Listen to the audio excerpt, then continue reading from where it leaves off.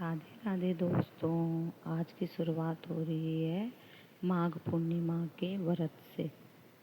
और फिर सबसे पहले किया घर क्लीन, पहले लगाया झाड़ू, फिर उसके बाद मारा पोछा।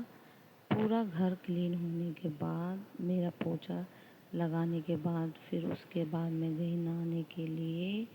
और फिर नहाने के बाद फिर मैंने बनाया भगवान जी के लिए भोग का प्रसाद। फिर कढ़ाई में डाला थोड़ा सा घी, और फिर यहाँ पे मैं बना रही थी आटे का चूरमा, पंजरी बोलते हैं जिसे, वो बनाया मैंने भगवान जी के भोग के लिए।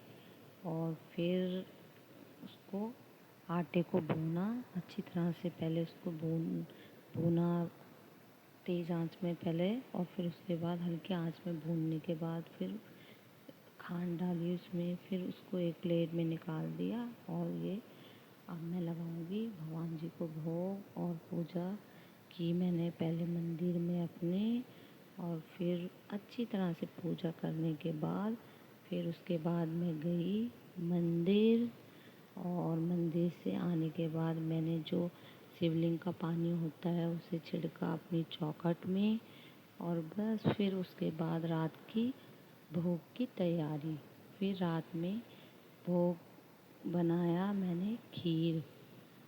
फिर उसके बाद पूजा की शाम की।